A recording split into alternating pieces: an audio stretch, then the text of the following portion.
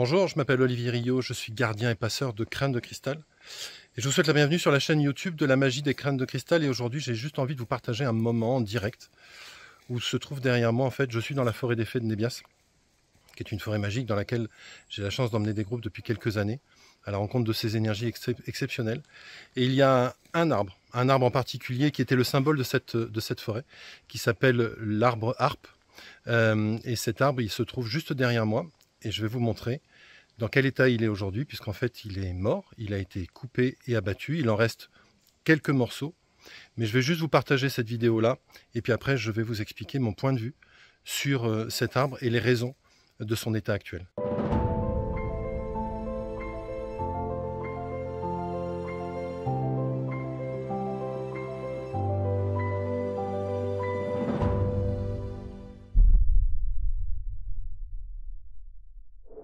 Pour continuer cette vidéo, j'ai décidé d'attendre quelques jours et d'être revenu de la forêt des fées, de prendre le temps de digérer ce chagrin que j'ai éprouvé à la vision de cet arbre mort et abattu. Et j'ai décidé de prendre le temps avant de tourner la suite de cette vidéo pour vous partager mon ressenti et l'analyse que je fais de ce que cet événement nous apprend. J'ai partagé sur Facebook à mon retour mon agacement, ma tristesse de voir un lieu comme celui-là maltraité avec encore une fois un arbre.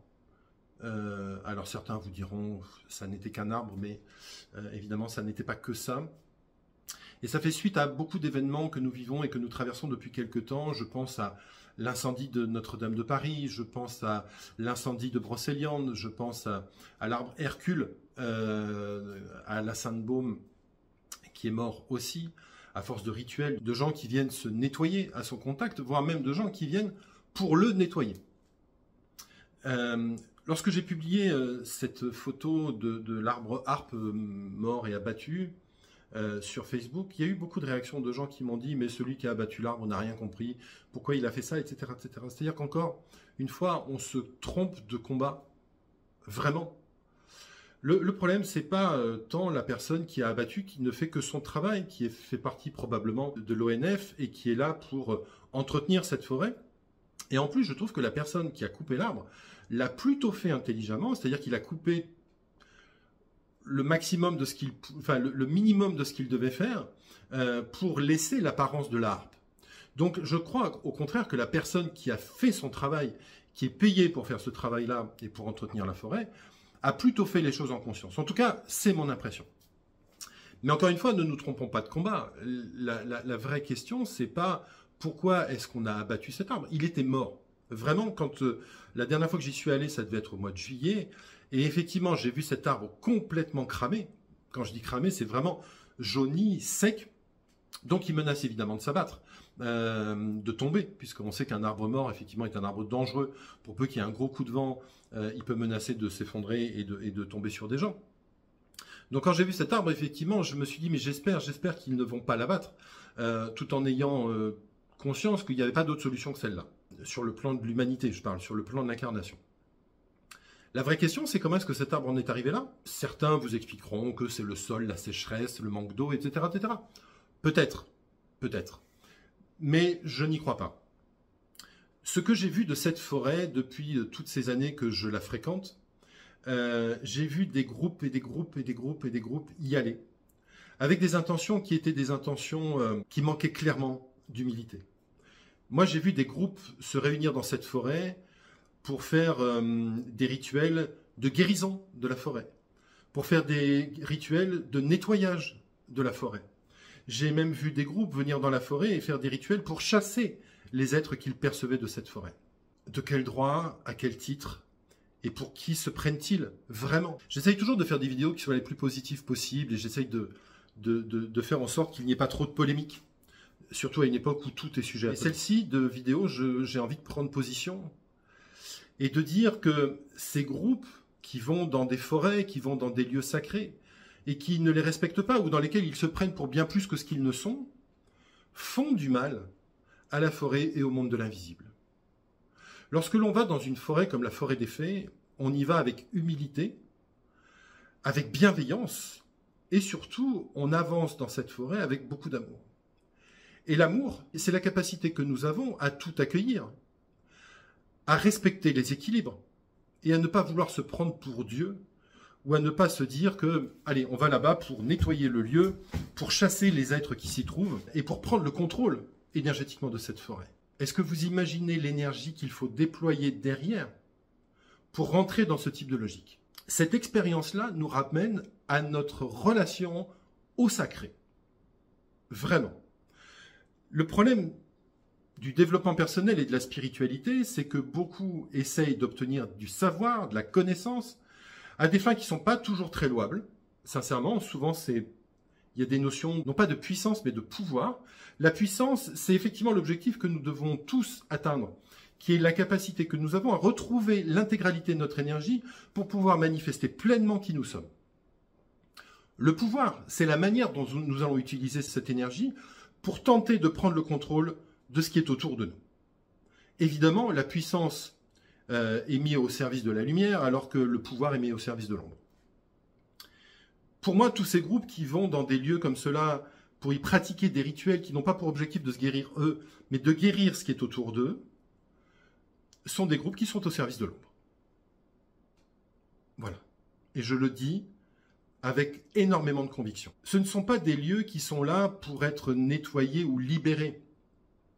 Ce sont des lieux qui sont là pour nous aider, nous, à nous libérer et à nous nettoyer, nous, des failles et des blessures que nous portons. Et pour pouvoir accéder à ces lieux, il faut manifester la seule et unique énergie qui permet de tout accueillir sans jugement et sans division. Et cette énergie, c'est l'amour. Et je rappelle que l'amour, ça n'est pas la lumière. L'amour, c'est l'énergie que nous sommes capables de vibrer et d'émettre en laissant chacun venir s'y nourrir s'il le souhaite. C'est-à-dire que l'amour ne s'envoie pas, par exemple, contrairement à la lumière. L'amour, c'est une source à laquelle on vient s'abreuver quand on en a besoin. Et surtout, cette source est accessible à tout le monde, sans aucune exception. Et la véritable expérience de l'amour, c'est la capacité que nous avons à le manifester, essentiellement quand c'est difficile. Encore une fois, manifester de l'amour sur ce qui est beau, sur ce qui est vibrant, sur ce qui est facile, c'est donné à tout le monde. Vibrer l'amour face à l'ombre, par exemple, et ce qui implique de ne pas vouloir changer l'ombre, mais d'avoir compris que l'ombre fait intégralement partie des équilibres de ce monde, et que donc lutter contre ne sert à rien. La véritable expérience de l'amour, c'est dans ces moments-là qu'on peut la vivre. Et donc cela nous renvoie à notre relation au sacré. Malheureusement, la notion de sacré a été beaucoup galvaudée et a été énormément récupérée par les religions. Les religions considérant qu'elles sont les gardiennes du sacrement et du sacré, et que, évidemment, chaque religion détient l'absolue vérité, ce qui les enferme dans des dogmes, qui les amène à des guerres, et que nous pouvons voir au quotidien lorsque les gens s'écharpent autour de dogmes, quelle que soit la religion à laquelle il appartient. Donc non, le sacré n'est pas et ne sera jamais du ressort unique des religions. Jamais. Parce que le sacré, ce sont des êtres humains, ce sont des êtres vivants, ce sont des lieux et des endroits qui manifestent l'amour et dans lesquels nous pouvons nous nourrir de cet amour dont nous avons parfois manqué et qui est la seule énergie qui permet de guérir. Alors bien évidemment que l'on peut trouver du sacré dans les églises. Évidemment. Et évidemment que l'on peut trouver du sacré dans les religions.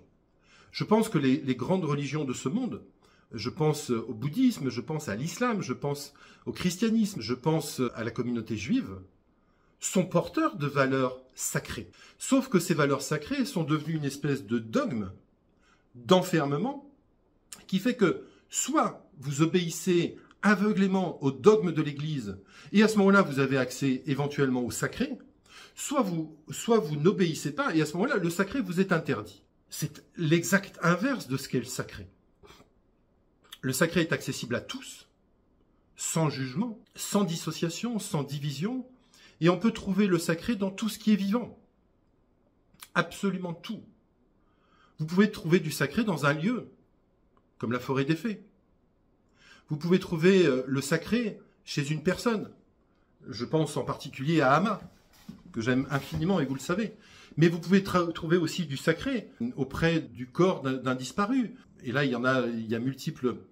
Il n'y a pas très longtemps, je suis allé à Marrakech sur la tombe d'un saint de l'islam, que les gens vont voir parce qu'il le croit capable de miracles. Et effectivement, il y a à cet endroit une énergie tout à fait particulière, qui est une énergie sacrée. Bien évidemment, je pense à Jérusalem, je pense à tous ces endroits où on va retrouver du sacré. Je pense à Notre-Dame de Paris, par exemple. Je n'ai aucun avis, évidemment, sur sur l'origine de l'incendie.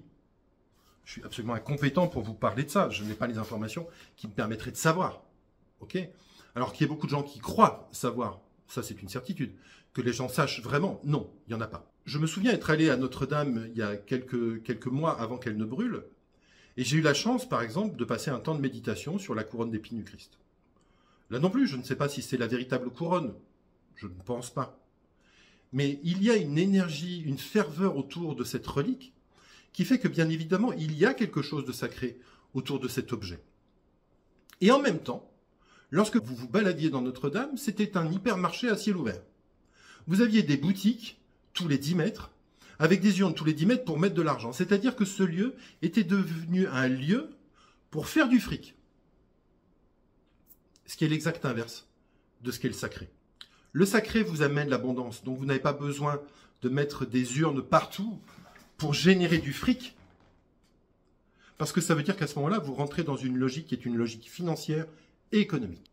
Donc notre rapport au sacré a été totalement galvaudé depuis tellement d'années par les religions. Et puis surtout, nous avons perdu de vue ce qu'est le sacré. Et pour moi, le sacré, je le redis, ce sont des lieux, des gens, des endroits qui vont vous nourrir spirituellement, énergétiquement, par l'amour qu'ils émanent et qu'ils vibrent. Lorsque vous allez voir Amma, vous n'avez rien à payer. Vous avez juste un ticket à prendre pour respecter l'ordre, parce que sinon ça serait le bordel. Mais l'accès à Amma est gratuit. Elle va vous recevoir, elle va vous offrir le darshan, elle va vous prendre dans ses bras. Et la seule phrase qu'elle va vous répéter le temps qu'elle vous tient dans ses bras, c'est « je t'aime ». Ça, c'est le sacré. Lorsque nous perdons de vue ce rapport au sacré, nous perdons de vue l'énergie qui est l'énergie vitale pour nous et qui est vitale pour tout ce qui nous entoure et nous environne. Et souvent, notre définition même de l'amour et la manière dont nous le manifestons est galvaudée. Souvent, derrière le terme amour, on entend le terme « je te possède »,« tu es à moi »,« je te veux »,« je vais t'aider »,« tu m'appartiens »,« je décide pour toi ». Je crois que l'amour, c'est d'abord et avant tout une posture d'humilité. J'ai rencontré il y a quelque temps des gens extrêmement spirituels qui enchaînent les stages.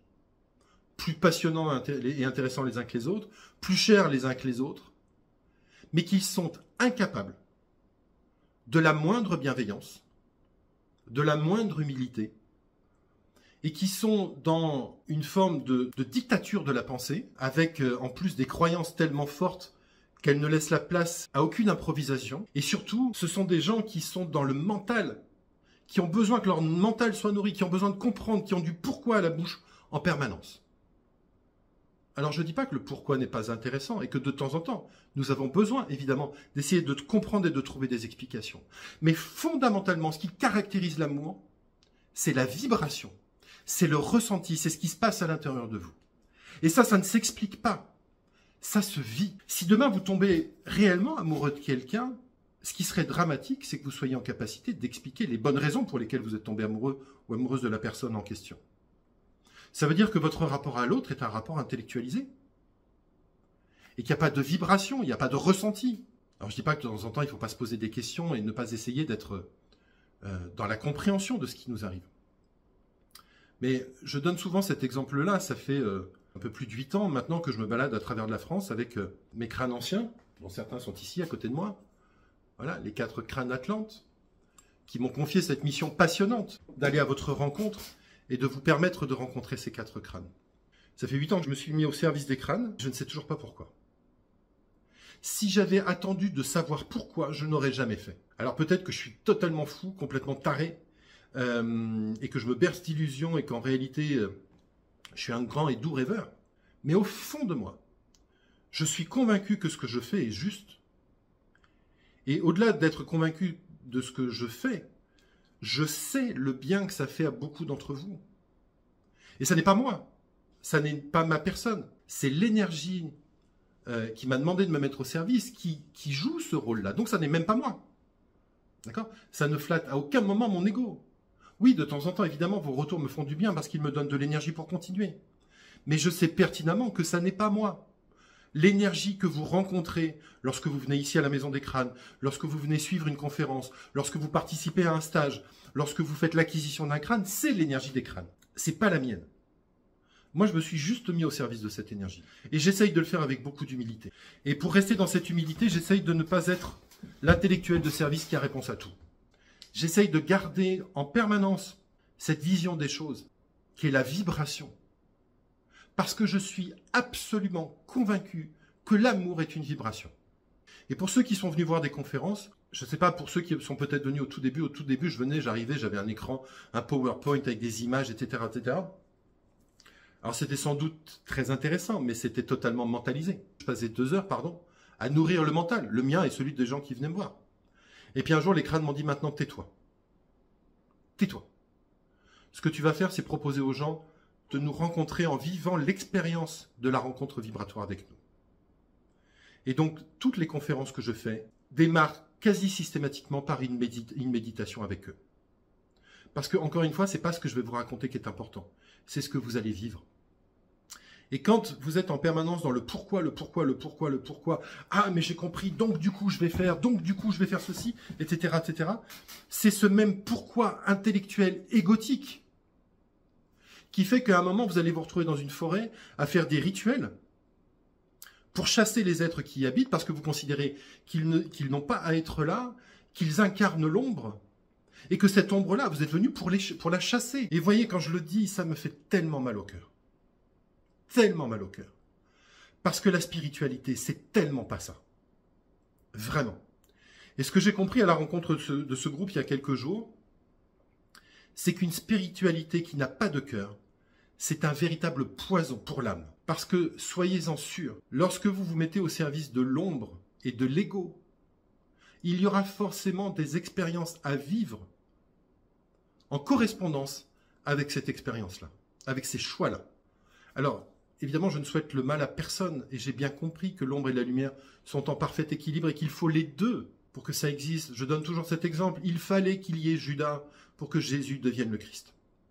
Et donc, il fallait qu'il y en ait un qui incarne cette énergie-là. Et c'était probablement le plus proche des plus proches. Mais c'est pas parce que j'ai compris qu'il y avait cet équilibre-là que je ne vous propose pas d'essayer de le dépasser.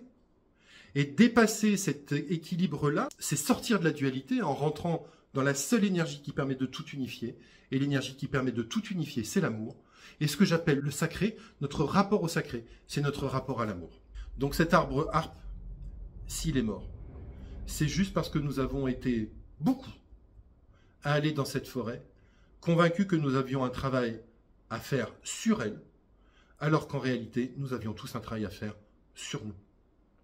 Et ce que nous rappelle cet arbre harpe, tout comme nous l'a rappelé Brocéliande, tout comme nous l'a rappelé Notre-Dame de Paris, tout comme nous l'a rappelé l'arbre Hercule à la Sainte-Baume, c'est qu'à un moment, ne nous prenons pas ce que nous ne sommes pas. Nous sommes venus faire l'expérience de l'humanité pour reconnecter avec notre spiritualité. Et pour reconnecter à notre spiritualité, il faut nous défaire de ce qui caractérise notre humanité, à savoir le mental. Alors on ne peut pas s'en défaire complètement, mais on peut apprendre à le maîtriser et on peut apprendre à reprendre le contrôle de notre mental pour éviter que ce mental ne prenne le contrôle de notre existence et ne nous fasse rentrer dans ce qu'il y a pour moi de pire, l'ego spirituel. C'est-à-dire la spiritualité mise au service du mental qui devient une spiritualité de contrôle, de manipulation au service de l'ombre. C'est une vidéo différente des vidéos que je propose habituellement, mais elle me tenait à cœur parce que le lien au sacré est tellement magique, tellement incroyable, tellement nourrissant, tellement vibrant, que je trouve que parfois c'est dommage et c'est triste de passer à côté, juste parce qu'on veut absolument répondre au pourquoi. Je reste évidemment disponible à toutes vos remarques, à toutes vos suggestions, à tous les commentaires que vous voudrez bien me faire et vous êtes souvent nombreux à commenter mes vidéos et je vous en remercie parce que ça me nourrit, ça m'apprend, ça m'apporte, ça m'inspire. Je voulais vous remercier aussi pour votre fidélité. Vous êtes une communauté bienveillante et je sais que la très très grande majorité des gens qui me suivent ont compris tout ça. Voilà. Et que c'est aussi pour ça que nous sommes en lien et que nous nous sommes rencontrés. Si vous avez aimé cette vidéo, n'hésitez pas à liker, partager, la commenter. N'hésitez pas à me contacter si vous avez envie de partager, d'échanger à ce sujet-là. Je me fais toujours un plaisir de répondre à chacun. Et puis, je vous souhaite une excellente et belle journée sur la chaîne de la magie des crânes de cristal et je vous dis à très bientôt. Au revoir.